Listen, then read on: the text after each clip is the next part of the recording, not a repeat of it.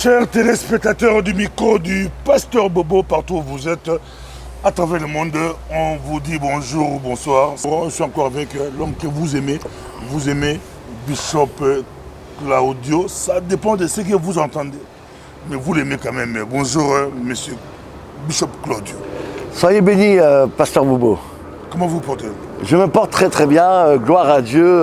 Le Seigneur est bon, il est fidèle, il est digne de louange et je salue chaque personne dans le monde entier. Que le Seigneur vous bénisse grandement. En tout cas, à quelques heures de mon voyage, j'ai fait un voyage aux États-Unis d'Amérique. Le micro du Pasteur Bobo sera aux États-Unis, à San Francisco. Je salue les bien-aimés de San Francisco. J'arrive dans quelques heures. Je vais aller prendre mon avion. Mais Bishop Claudio, Jacques Chirac est décédé. Écoutez, vous avez vu quoi? Vous pouvez dire quoi par rapport à cela? Vous êtes prophète parce qu'on vous dit, vous voyez souvent quand c'est les dirigeants africains, les leaders africains, les stars africaines, maintenant ça touche votre pays. Vous êtes aussi français. Absolument. Vous êtes aussi français, ça touche votre pays. Voilà, est-ce qu'il y a un message prophétique ou c'est tout le monde, c'est normal? Mon passeport est français, donc je rappelle que je suis né en France. Bien que je sois de famille italienne, père et mère, donc je suis d'origine italienne, né en France, donc j'ai un passeport français. Même si je vis en Belgique depuis plus de 25 ans, 30 ans même. La mort de Jacques Chirac, notre président, bien sûr, marque d'abord tous les Français. J'apporte déjà nos condoléances à toute la famille présidentielle.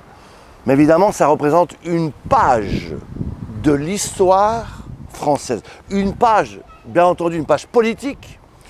Il ne faut pas oublier qu'il a été pendant 40 ans un acteur majeur en tant que ministre, maire de Paris, puis président de 95-95 à 2007. Il a fait 2 mandats. Il a marqué la France. Le signe très clair que la majorité des analystes font, des hommes de Dieu, c'est que M. Chirac a incarné une France forte, une France qui a marqué le monde entier par des coups d'éclat, dont son refus par exemple à la guerre en Irak. C'est une France qui était suivie, une France qui était respectée, une France qui était regardée, même si elle a fait quelques erreurs par rapport à l'Afrique, je vais y revenir. Mais en tout cas, elle a incarné la France forte. 40 ans, c'est un signe aussi dans la Bible, après 40 années, c'est une saison, c'est une époque, c'est une page de l'histoire qui se tourne alors qu'on enterre aujourd'hui d'ailleurs le président Jacques Chirac. Eh bien, c'est comme un signe que une page de l'histoire française se tourne. Et malheureusement, nous sommes dans une autre page, triste cette fois-ci, je vais y venir, de l'histoire française qui entre autres est incarnée par M. Macron, où à l'époque, d'ailleurs comme au Congo on disait il y avait Kinshasa la belle, puis c'est devenu après Kinshasa la poubelle, on assiste aujourd'hui à une France qui décline à un niveau sans précédent. Donc je dirais premièrement, la mort de Jacques Chirac représente ce que la France qui était observée, la France qui était aimée, la France qui était regardée, qui était suivie dans le monde entier. La mort de Jacques Chirac marque un tournant définitif. Merci beaucoup, Bishop. Kinshasa va redevenir Kin la belle parce qu'il y a un programme, le nouveau bourgmestre a un programme ambitieux pour la ville de Kinshasa, je crois, Gentil Mobila. Mais je reviens encore vers vous, Bishop Claudio. Jacques Chirac n'était plus à faire. Ici, on parle Bible et politique en même temps, parce que vous êtes aussi très bon par vos analyses. Jacques Chirac n'était plus président de la France, a fait un bail. On a eu François Hollande qui a fait un mandat. On voit le jeune là qui fait aussi son mandat. Donc Jacques Chirac n'était plus à faire. Il était plus à faire. Comment c'est aujourd'hui que la page tourne? La page tourne parce qu'il y a des symboles prophétiques, des signes qu'il faut suivre et comprendre Pasteur Bobo. Il fallait attendre la mort de Jacques, la mort physique. La mort parce que politiquement, il n'était plus rien. Il était, Affaibli, ne dites pas ça. Malade. Il était d'abord consulté régulièrement. Mais pas à la fin, parce qu'il était très malade. Ça fait 5 ans. En tout cas, il était consulté par différentes personnes. Et il y a des signes. Donc revenons, il y a des signes. Ça marque la fin d'une France forte. Premièrement. Deuxièmement, on assiste aujourd'hui, j'y viens, à une France affaiblie, non pas affaiblie, très faible, qui, par ses différents gouvernements qui en viennent de succéder, et dont aujourd'hui M. Macron, une France qui se donne des lois très très graves. D'abord, M. Macron a été intronisé par la franc-maçonnerie. M. Macron incarne une dissolution sans précédent par les lois qu'il est en train de donner par rapport aux enfants dans les écoles. Dès 12-13 ans, ils peuvent avoir des rapports sexuels du même sexe. Les vaccins qu'il va obligatoirement demander. On sait très bien qu'il y a cette puce avec cette marque de 666. Donc, M. Macron met la France dans un déclin moral. On n'a jamais vu ça. On n'a jamais vu un tel déclin anti-chrétien, anti-Dieu, pro-gouvernement mondial à 100%, dans une franc-maçonnerie sans précédent, sans loi ni foi. La France est en train... D'abord, plusieurs prophètes l'avaient déjà prophétisé il y a des années. La France est en train de décliner de manière irrévocable. Oui, mais j'ai suivre aujourd'hui les obsèques ou les hommages à Jacques Chirac. J'étais là en direct, je l'ai suivi. Mais on dit que le papa de Jacques Chirac était franc-maçon. Lui-même n'était pas chrétien. Bon, Monsieur, par courtoisie, il allait à l'église par rapport à sa femme. Par rapport à sa femme. Pasteur Bobo, lui-même n'était pas. Ne m'interrompez pas dans. Lui-même était dedans dans la franc-maçonnerie. Ne m'interrompez pas. Si vous dites Macron, mais Jacques Chirac était dedans. Non, il y a une façon. On est, vous savez, dans la politique. Il est né dans la franc-maçonnerie. Malheureusement. Dans la franc-maçonnerie. Attendez. Il a dirigé la France dans la franc-maçonnerie. Bon. D'abord, malheureusement, en politique, la plupart sont francs-maçons. Même chez vous. Les présidents africains, dont par exemple celui du Gabon, qui était le grand chef, entre parenthèses, je ferai bientôt une émission sur lui parce que je pense qu'il est même mort. Attendez. Donc c'était le grand chef de la franc-maçonnerie. Le fils. Le fils. C'est le papa qui était le chef, non? Oui, mais le fils aussi. Alors j'aimerais vous dire ceci. Il n'y a pas un président aujourd'hui qui peut accéder, il y a beaucoup de choses que je pourrais dire, même avec les présidents actuels au Congo, qu'on est obligé de faire un pacte, de signer un accord avec la franc-maçonnerie si vous voulez être président. Le président Arthur au Congo a déclaré sur TV5 qu'il est chrétien pratiquant. Ben écoutez, vous pouvez être chrétien pratiquant et vous savez que vous avez des pasteurs aujourd'hui qui ont signé des documents pour être franc-maçon. Le président, les présidents, quels qu'ils soient aujourd'hui, sont dans la franc-maçonnerie. Je m'excuse. Alors maintenant, laissez-moi terminer mon raisonnement. La France est en train de décliner complètement. La France s'étant bourbée dans des lois impures comme jamais on a connu. La France a commis, j'y viens, aussi des choses très graves déjà, aussi sous M. Chirac. En Afrique, les derniers présidents ont commis des actes très graves. En Irak, en Côte d'Ivoire, en Libye, en Centrafrique. Je rappelle que lorsque j'ai vu le président de Côte d'Ivoire, Laurent Gbagbo, je suis arrivé en 2003, j'ai mis mon passeport devant lui, il m'avait demandé que je puisse prier pour lui, j'ai dit, je vous demande pardon pour la France. La France déjà à l'époque, en 2003, ce passeport-là, j'en ai un autre, celui-là, on a mis... Français. Oui, ce passeport français. J'ai demandé pardon pour la France parce que la France était en train d'attaquer la Côte d'Ivoire. J'ai dit, Dieu va vous protéger. Effectivement, ils sont partis, mais faites très attention, ils vont revenir. C'est ce qui s'est passé. Ils sont revenus, ils ont renversé M. Gbagbo, ils ont mis M.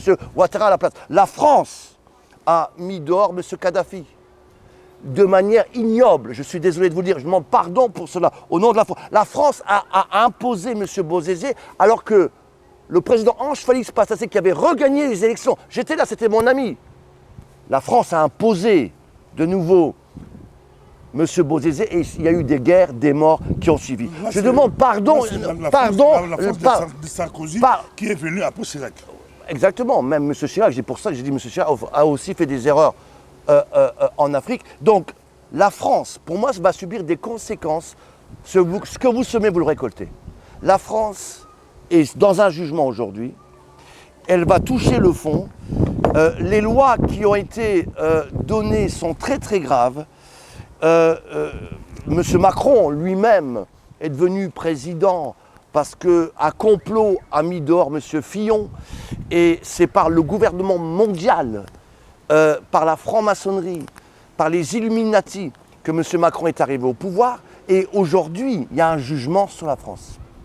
C'est pour ça que je dis, il y a une page qui est tournée. On rentre dans un moment très mauvais pour la France. Des vents vont souffler. On a eu le signe de la cathédrale qui a brûlé. C'était déjà un signe. Des fondements vont être ébranlés en France. J'annonce déjà qu'en 2021, vous allez voir des grandes manifestations. Notez bien cette date. L'année 2021 va connaître en France des bouleversements sans précédent. Des émeutes comme on n'a jamais vu parce qu'il y a un jugement. Donc je dis, il y a une étape de la France qui était aimée, qui dirigeait. Il y a aujourd'hui cette étape où la France n'est plus tellement aimée. Déjà, quand on voit la révolte, excusez-moi, vous savez, moi qui ai fait plus de 15 pays d'Afrique, j'ai des billets pour la plupart des pays d'Afrique. Et ce franc CFA, pour moi aussi, d'ailleurs ici, voilà un franc congolais. J'ai tout ici des visas de tous les pays, Cameroun, Abidjan, Centrafrique, Ghana, que j'ai fait. Le franc CFA, entre parenthèses, pour moi, il y a un problème, il y a un jugement aussi que Dieu va faire sur la France, qui contrôle toujours l'Afrique par ce franc CFA. C'est pour ça aussi qu'on a voulu, n'ayons pas peur des mots, éliminer M. Kadhafi, parce que M. Kadhafi était en train de faire une monnaie africaine. J'ai reçu en main des spécimens de pièces africaines qui étaient avec des feuilles d'or que j'ai eu en main. On a éliminé M. Kadhafi parce qu'il voulait faire une monnaie forte, une monnaie africaine. Je trouve ça scandaleux. Et je demande encore là pardon pour la France, moi qui est français. Et je dis qu'il y a un jugement aujourd'hui sur la France. Donc il y a une étape aujourd'hui il faut prier pour la France. Parce que la France va connaître des tourments. La France va connaître des moments difficiles. La France est jugée. Moi, je le dis. Pourquoi? À cause de toutes ces raisons, vous savez, on ne se moque pas de Dieu. La cause, c'est quoi? La cause, mais écoutez, lorsque vous savez qu'aujourd'hui, les églises chrétiennes sont surveillées en France. On ne peut plus créer une église chrétienne comme on veut. La plupart on est même chassé. Moi-même, j'ai des églises en France. On a des problèmes même pour ouvrir un compte en banque. On est surveillé, on est espionné. Par contre, pour bâtir un temple musulman, vous avez toutes les autorisations. Attendez, Paris devient presque, excusez-moi, dans certains endroits, une poubelle. Vous arrivez là, on vous ferme les rues parce que, messieurs, les musulmans doivent prier. La France perd son identité complète. C'est vrai, je vais y revenir dans un troisième point, qu'il y a encore de l'espoir pour la France. Parce que la France est dans la Bible. J'ai repris ma vieille Bible d'il y a 10 ans et j'avais noté ces versets avec Sarepta, je vais y venir. Troisièmement, que la France est écrit dans la Bible. En hébreu, Sarepta signifie France.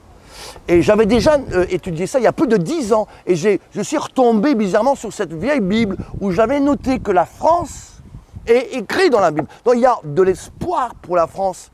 Mais il y a un jugement. Mais la France, troisièmement, je vais y venir, va connaître un temps de réveil. Mais pour l'instant, c'est un jugement sans précédent, parce que outre la mondialisation, outre la franc-maçonnerie à un haut niveau, il y a l'islam qui est en train de conquérir. Vous savez que l'islam n'est même pas seulement une religion, l'islam est un État. Ils veulent que la France devienne un État islamiste, mais ils n'ont pas peur de le dire. Malheureusement, les politiques sont aveuglés ou font semblant de ne pas voir pour des votes, des calculs électoraux.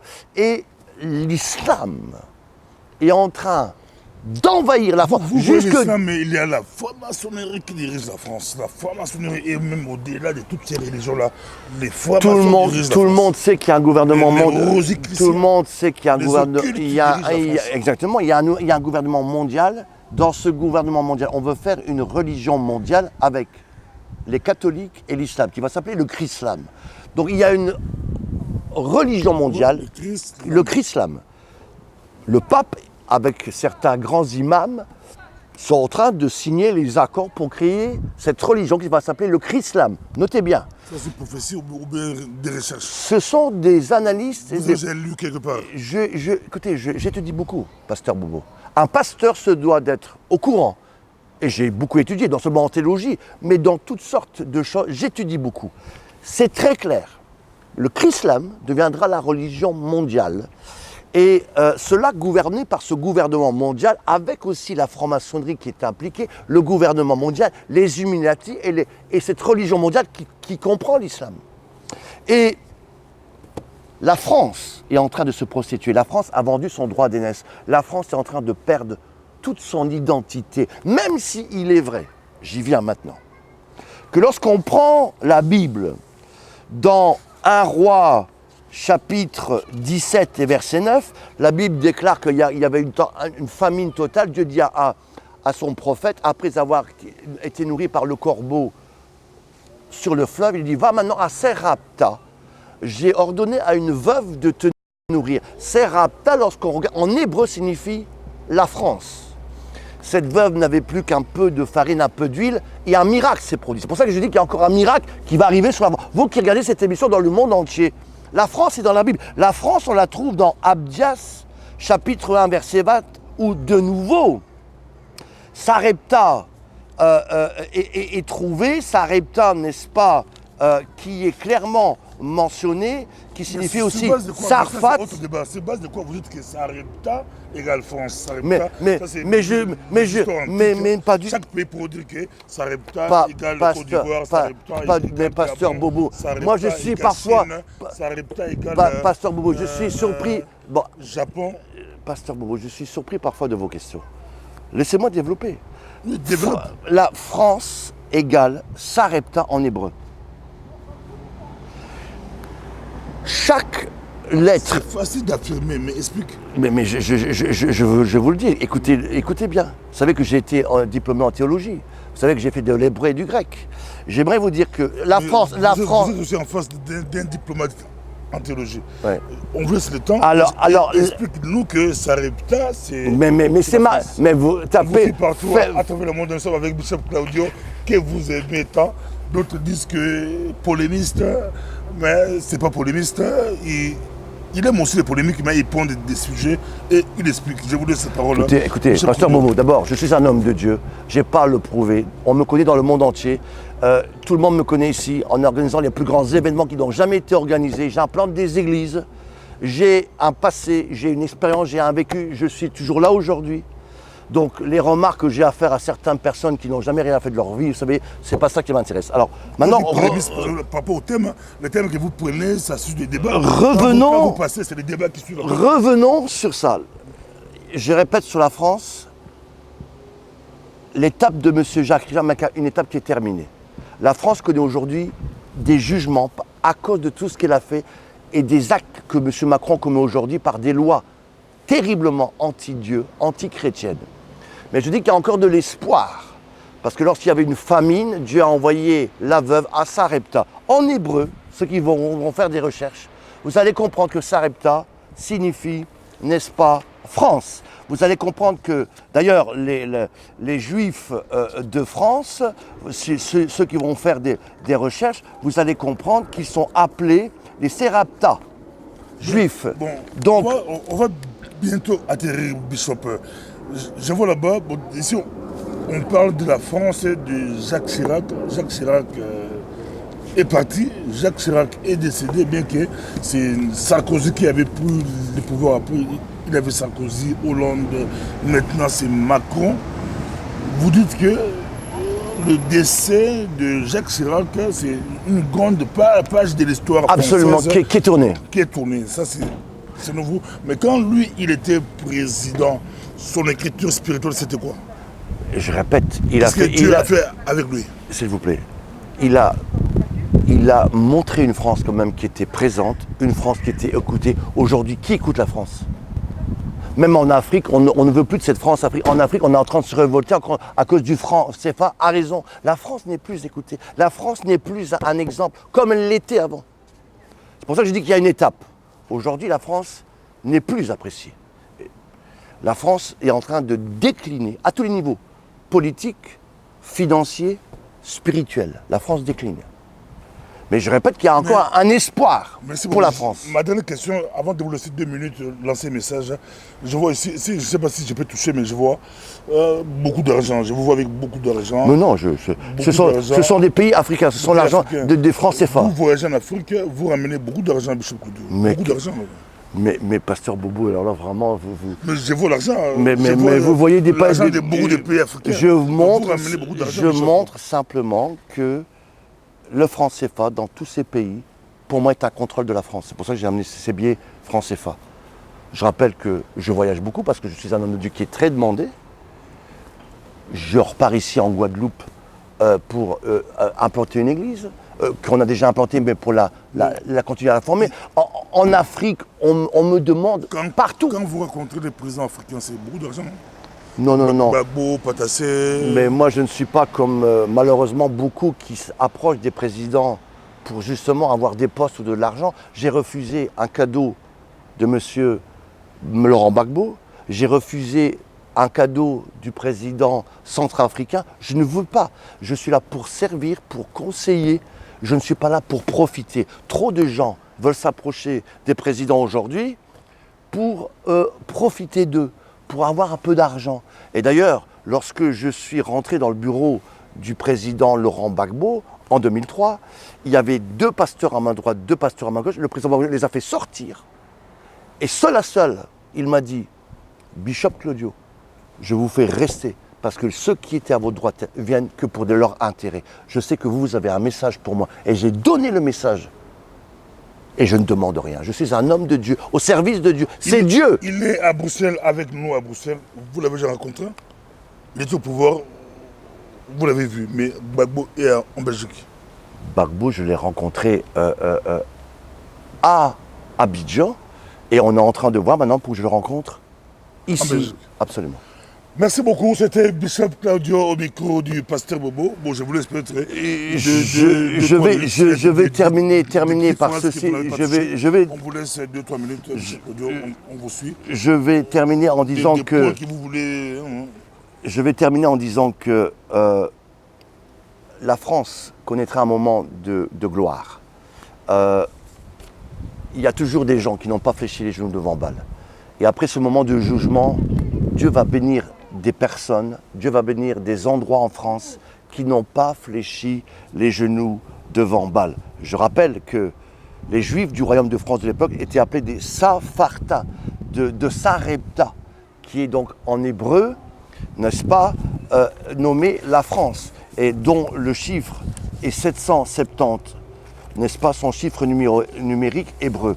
Et je profite pour terminer en disant que nous sommes aujourd'hui le jour de Rosh Hashanah, de la nouvelle année juive. On est en 5780. Demain d'ailleurs, je ferai une réunion de Rosh Hashanah dans notre nouvelle église à Anne-Saint-Pierre, près de la Louvière, 19h30. Pour ceux qui veulent venir, 19h30, Anne-Saint-Pierre. Vous allez sur notre site toddchannel.org pour cette nouvelle année juive où on souffle le chauffard.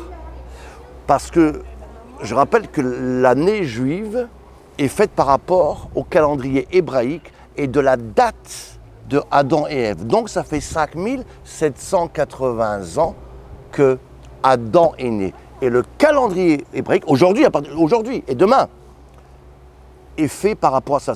On souffle le chauffard pour se rappeler que Dieu est le Créateur, que c'est lui qui est le commencement et la fin. On souffle le chauffard, n'est-ce pas, pour montrer qu'il est le roi des rois, le Seigneur des seigneurs. On souffle le chauffard parce qu'au son du chauffard, les morts en Christ ressusciteront et nous les vivants qui seront restés seront enlevés avec lui.